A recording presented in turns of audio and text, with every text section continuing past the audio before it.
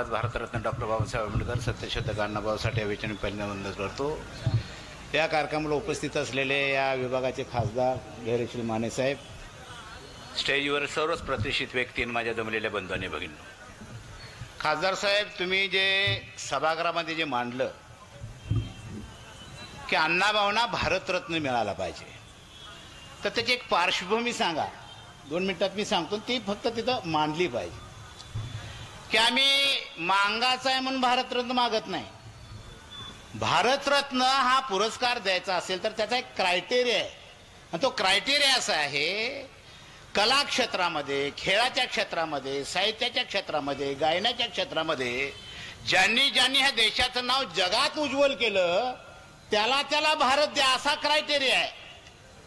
आणि म्हणून गाण्याच्या क्षेत्रामध्ये ज्या लता दीदीनं आपला देशाचं नाव जगात केलं म्हणून लता दीदींना भारतरत्न मिळालेला आहे। खेळाच्या क्षेत्रामध्ये आपल्या देशाचं नाव जगात उज्ज्वल केलं म्हणून सचिन तेंडुलकरला भारतरत्न मिळालेला आहे। तसं आमचं असं मत आहे, साहित्याच्या क्षेत्रामध्ये सत्यशोधक अण्णाभाऊ साठे या देशाचं नाव जगात उज्ज्वल केलं म्हणून आम्ही भारतरत्न मागतोय।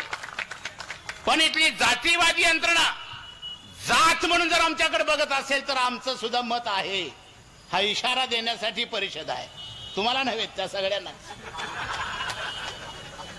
त्या देशाचे घटनाकार डॉक्टर बाबासाहेब आंबेडकर, खरं तर पहिला भारतरत्न डॉक्टर बाबासाहेब आंबेडकरांना द्यायला पाहिजे होता, त्याच्यासाठी आम्हाला संघर्ष करावा लागला। तो 1990ला दिला, स्वातंत्र्य मिळालं 47ला, आणि पुरस्कार दिला आहे भारतरत्न म्हणून बाबासाहेबांना 90ला।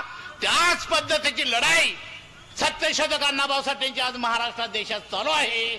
म्हणून तुम्ही मांडा सभागृहामध्ये, जातीचा म्हणून बघू नका, ह्या देशाचं नाव साहित्य क्षेत्रामध्ये जगात ज्यानं उज्ज्वल केलं ते सत्यशोधक अण्णाभाऊ साठे आहेत म्हणून भारतरत्न मिळालं पाहिजे, अशा पद्धतीची पार्श्वभूमी तुम्ही त्या सभागृहामध्ये मांडावी।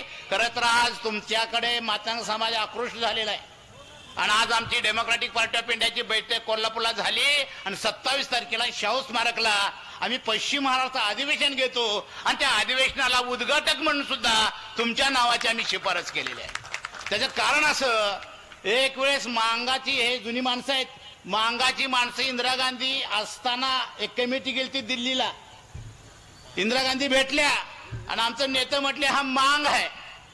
इंदिरा गांधी म्हटले बोलो आपकी क्या मांग है? नाही हा मांग है, फिर बोलो ना आपकी क्या मांग है। मांग ही जातच दिल्लीत माहित नव्हती, बरोबर नाही गुंडुले साहेब? मांग आहे, बोला आपकी क्या मांग आहे।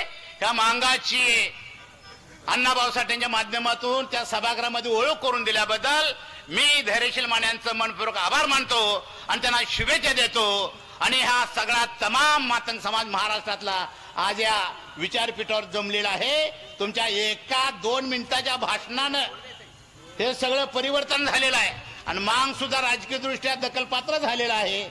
मांगाचे सुद्धा आता राजकीय पार्ट्या उभ्या राहिलेल्या आहेत। यदा कदाचित जर अण्णाभाऊंच्याकडे जर दुर्लक्ष झालं तर मग आमच्या मतात सुद्धा माणसं पडतात।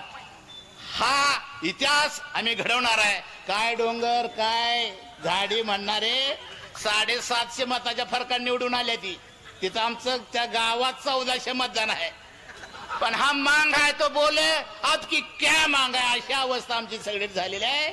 तेव्हा ह्या समाजाची ओळख करून दिल्याबद्दल, अण्णाभाऊंच्या संदर्भामध्ये प्रेमापोटी भारतरत्नाची मागणी केल्याबद्दल पुन्हा आम्ही डेमोक्रॅटिक पार्टी ऑफ इंडियाच्या वतीने ह्या सगळ्याच श्रेष्ठ ज्येष्ठ लोकांच्या वतीनं, समाजाच्या वतीनं तुमचं मनपूर्वक आभार मानून तुम्हाला शुभेच्छा देतो। माझे 2 शब्द मी पुरे